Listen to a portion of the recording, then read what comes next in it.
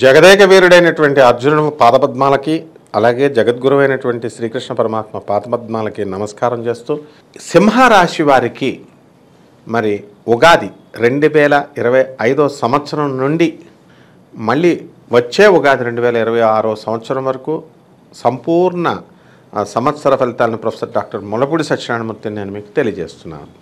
ముందుగా మనకి ఈ సింహరాశి వారికి మనకి ఆదాయం 11 వ్యయం 11గా ఉన్నాయి. అంటే రెండు కూడా సమానంగా ఉన్నాయి. కష్టాలు సుఖాలు, నష్టాలు లాభాలు, కేవలం డబ్బే కాదు ఆదాయ వ్యయాలంటే.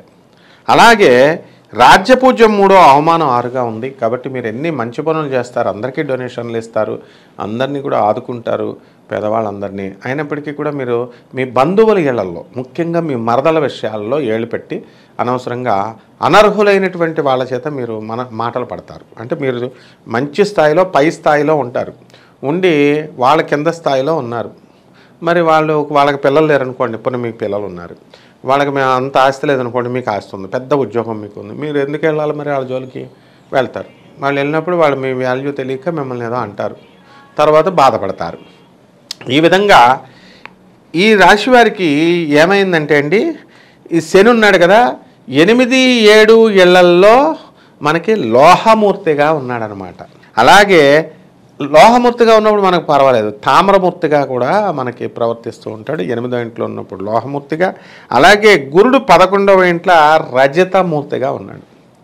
కాబట్టి రాహుకేతువులు ఇద్దరు కూడా 7, 1 ఇళ్లలో రజతమూర్తులుగా ఉన్నారు. ఇదండి. కాబట్టి ఈ యొక్క గ్రహ సంపుటి వలన మనకి సింహరాశి వాళ్ళకి ఏంటంటే, ఈ సప్తమాధిపతి ఎప్పుడు కూడా సప్తమ అష్టమ స్థితిగతుడై ఉండడం వలన భార్యాభర్తల మధ్య అన్యోన్య దాంపత్యం ఉన్నప్పటికీ కూడా ఏవో చిన్న చిన్న విషయాలలో పిల్లలకి కాలేజీలో సీట్లు రాలేదనో, లేకపోతే నేను కోరుకున్న సీట్లు రాలేదనో, లేకపోతే ఆ పిల్లలు మొండితనం చేసి మాకు ఆ కాలేజీలో ఇప్పించలేదు, ఆ కోర్సులో ఇప్పించలేదని వాళ్ళేదో మామూలుగా తలపోటు తెప్పిస్తే దాని గురించి మీ హస్బెండ్ రియాక్ట్ అయ్యి లేకపోతే మీరు రియాక్ట్ అయ్యి పిల్లల కోసం మీరు కొట్టుకుంటారు, మీ ఇద్దరు గొడవల కోసం కాదు. అలాగే పనులు అన్నీ కూడా ఆలస్యంగా అవుతూ ఉంటాయి. అయినప్పటికీ కూడా మీకు ఈ యొక్క గురుగ్రహ ప్రభావం వలన అనుకున్న పనులన్నీ కూడా అన్నీ సక్సెస్ఫుల్గా అయిపోతూ ఉంటాయి. వృత్తి, వ్యాపార, ఉద్యోగ విషయాలలో మీరు దూసుకెళ్ళిపోతారు. భార్య భర్తలు ఎవరైతే ఉన్నారో అటువంటి వాళ్ళు మీకు కొత్త కొత్త వ్యాపారాలు స్టార్ట్ చేస్తారు. కొత్త కొత్త పెట్టుబడులతో పెద్ద పెద్ద భారీ పెట్టుబడులు అనేటటువంటివి ఆటోమేటిక్గా అయిపోతాయి. కొత్త కొత్త స్నేహితులు మీకు ఏర్పడతారు. అండ్ అంతా కూడా వృత్తి, వ్యాపార, ఉద్యోగ విషయాల్లో రాణింపు కనబడుతుంది, ఎదిగిపోతారన్నమాట. అలాగే మీరు మనసులో అనుకున్నవన్నీ కూడా సాధించుకుంటారు.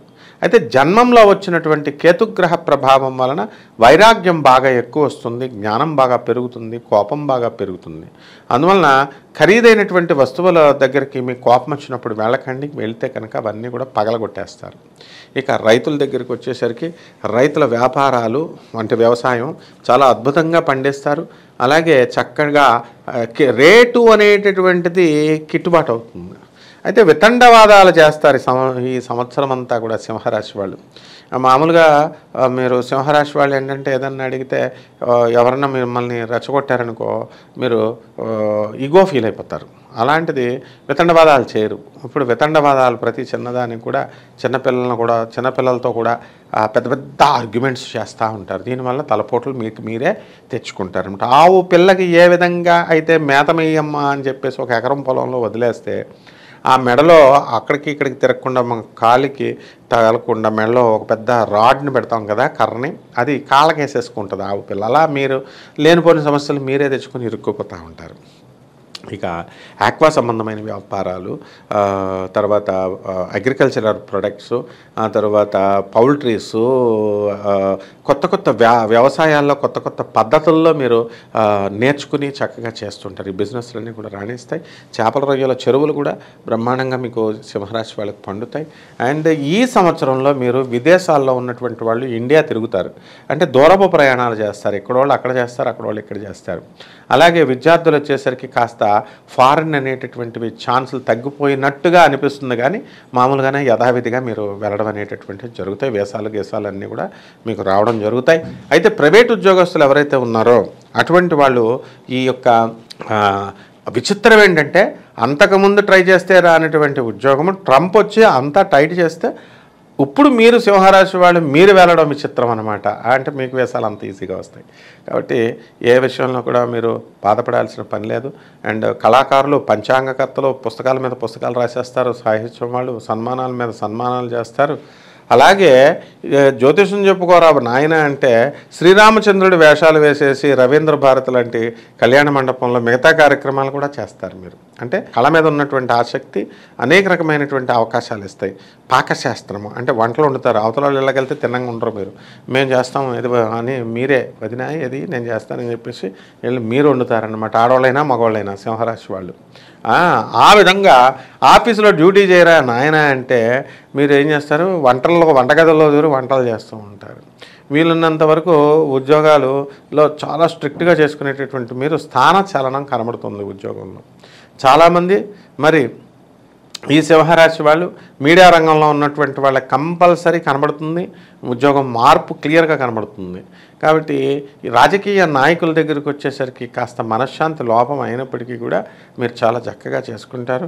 రాజకీయ నాయకులు అక్రమ సంబంధాలు పెట్టేసుకుంటారు. వాళ్ళ బయటకు వచ్చేసి కొంతమందికి అందులో వాళ్ళు మీ కొంప కొల్లేరు చేసేస్తారనమాట. అలాగే సింహరాశి వాళ్ళు బండి మీద వెళ్తుంటే ఎవరైనా సరే కొత్త ఆడవాళ్ళు మీకు లిఫ్ట్ ఇమ్మని అడిగితే కనుక మీరు ఇచ్చినట్లయితే నిర్జారణ్య ప్రదేశాలకి మిమ్మల్ని తీసుకెళ్ళి అక్కడ డబ్బులు ఇమ్మని లేకపోతే జాకెట్ చింపేసుకొని మీ మీద పోలీస్ కేసులు పెట్టేసి మిమ్మల్ని పోలీస్ స్టేషన్లో బొక్కలతో చేసేటటువంటి అవకాశాలు ఉన్నాయి. కాబట్టి ఆడద కనబడగానే సొల్లు అసలు కార్చొద్దు మీరు. ఎలాగో సింహరాశి వాళ్ళకి కొంచెం కామం మీద ఆసక్తి తక్కువ ఉంటుంది అనుకోండి, కాబట్టి మీకు ఆ ప్రాబ్లం ఏం లేదు. కానీ బిల్డప్లు ఇద్దామని చెప్పి బండి ఎక్కించుకుంటూ ఉంటారనమాట. అవి చేయకండి అమ్మా, జైలుకి వెళ్ళిపోతారు. నెక్స్ట్, ఎంతసేపు మీకు ఈ సింహరాశి వాళ్ళకి ఈ సంవత్సరంలో పవర్ పిచ్ ఎక్కువైపోద్ది అనమాట. పవర్ ఉద్యోగాల్లో ఆధిపత్యం. అంటే చైనా వాళ్ళని ఎక్కువ ప్రేమిస్తూ ఉంటారు మీరు మోనోపలిజం కోసం. ఈ రకంగా వృత్తిలో విపరీతమైనటువంటి నైపుణ్యం మీకు రావడం అనేటటువంటిది జరుగుతాయి. స్త్రీలకు చక్కటి మనశ్శాంతి కలుగుతుంది. పిల్లలే మీకు శత్రువులుగా మారిపోయి ఇద్దరు పిల్లలు ఉన్నారంటే వాళ్ళిద్దరు కుమ్మక్కైపోయి తల్లిదండ్రులను మోసం చేసేస్తూ ఉంటారు. కాబట్టి మీరు దానికోసం భయపడక్కర్లేదు. వాళ్ళ గోతులు వాళ్ళే తవ్వుకుంటూ ఉంటారు. అలాగని చెప్పి మనం వదిలేం కదలండి అని అడగక్కర్లా. వదిలేస్తే మీరు మొన్న నీ జుట్టు కూడా ఊడిపోద్దు. ఇప్పటికే సగం జుట్టు ఊడిపోయిందమ్మా నీకు. కాబట్టి ఈ రకంగా జాగ్రత్తగా చేసుకోండి. నెక్స్ట్ ట్రిప్ కూడా మళ్ళీ ఈ 2025 సంవత్సరంలో కూడా శుభ్రంగా భారతదేశం అంతా తిరిగేస్తారు. అలాగే ఇక్కడ ఉన్న వాళ్ళు విదేశాలు తిరిగేస్తారు. అండ్ డబ్బులు కూడా ఆటోమేటిక్గా పుష్కలంగా వచ్చేస్తాయి. కాబట్టి ఏ విధంగా మీకు చీకు చింత లేదు. ఇకపోతే సాంప్రదాయబద్ధంగా మన గురువులు, మన తాత ముత్తాతలు వాళ్ళు చెప్పినటువంటి సాంప్రదాయబద్ధ జ్యోతిష్య రెమెడీస్, పరిహారాలు ఏం చేసుకోవాలండి అంటే మనకి శని జపం చేసుకోవాలి, శని స్తోత్రాలు చదువుకోవాలి. శనికి కిలోంపావు నల్ల నువ్వుల్ని, నల్లని వస్త్రాన్ని పేద బ్రాహ్మణులకి శనివారం నాడు ఉదయం 8 గంటలకి దానం చేయాలి. మరి శని నవగ్రహాల చుట్టూ ప్రదక్షిణలు చేసుకోవాలి, నువ్వుల నూనెతో దానిపైన అభిషేకం చేసుకోవాలి. ఇక షార్ట్ కట్ మెథడ్స్లో తొందరగా వెళ్ళిపోయి పనులు చేసుకోవాలనుకునేటటువంటి వాళ్ళు తంత్ర జ్యోతిష ప్రకారం, తంత్ర అంటే మటన్, చికెన్, మందు అన్న వాళ్ళ కొమ్ములు విరిచేశాను. ఇప్పుడు ఎవడో కూడా యూట్యూబ్లో టైటిల్స్ కాదు, స్త్రీల మైథునం చేసి అలా ఇవందరూ అంతా మారిపోయారు. ఇప్పుడు అంతా వామాచారంగాళ్ళు, కౌలాచారంగాళ్ళు అంతా మన దెబ్బకి మామూలు దక్షిణాచారానికి వచ్చేసారు. కాబట్టి ఇప్పుడు వాళ్ళంతా మన ఫ్రెండ్స్ అయిపోతారు ఆటోమేటిక్గా ఇలా చెప్పగానే. కాబట్టి ఈ తంత్రశాస్త్ర ప్రకారం మీరు ఏం చేయాలంటే చక్కగా జమ్మి చెట్టును ఒకటి చూసుకోండి. జమ్మి చెట్టుకి రోజు నీళ్లు పోయండి. రోజు నీళ్లు పోసి జమ్మి చెట్టుని మీరు ఏం చేయాలండి, శనివారం నాడు కంపల్సరీ 108 సార్లు ప్రదక్షిణ చేయండి. మిగతా చోట్ల ఎలా ఉన్నా.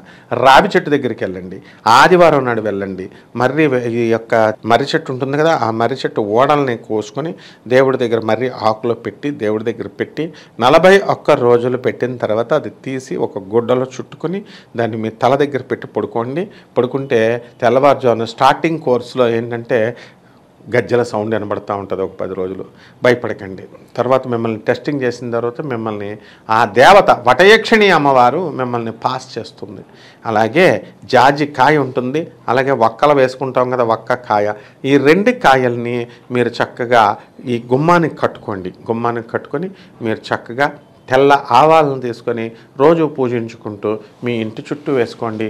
మీ ఇంటికి ఈ యొక్క శని రాహులు ఇద్దరు సర్పాలన్నమాట. అందువలన ఈ స్థానాల్లో మీకు సింహరాశి వాళ్ళకి 7, 8 స్థానాలు ఇంటర్చేంజ్ అయ్యారు కాబట్టి పెద్ద మార్పు రాలేదు. ఇంకా మీకు సంవత్సరంన్నర పట్టి పీడిస్తూ ఉంటుంది కాబట్టి పాములు, దుష్ట పాములు ఇవన్నీ రాకుండా మీకు కాపాడుతూ ఉంటాయి. దుష్టగ్రహాలన్నీ కూడా స్వప్న రూపంలో మీకు సర్పరూపాల్లో వస్తాయి. ఈ విధంగా చేయండి. తంత్ర జ్యోతిష ప్రకారం చక్కగా మీరు మంచిగా దశమహావిద్యల్లో ఒకటైనటువంటి మహాకాళి అమ్మవారిని కానీ లేదా ప్రత్యంగిర అమ్మవారి యొక్క హోమాన్ని కానీ మీ ఇంట్లో జరిపించుకోవాలమ్మా. సామూహిక వివాహాలు కాదు, ఇది సామూహికంగా అందరినీ కలిపి ఒకేసారి తక్కువ డబ్బులకు వస్తున్నాయి కదా అని హోమాలు చేయించుకుంటే అవన్నీ కూడా దొంగపెట్టాలన్నమాట. జాగ్రత్తగా మీరు ఇంట్లో చేసుకోండి, ఏం పర్వాలేదు. లేదా మంత్ర జపం తీసుకొని మీరు చక్కగా మంత్ర జపం చేసుకోండి. శుభమస్తు.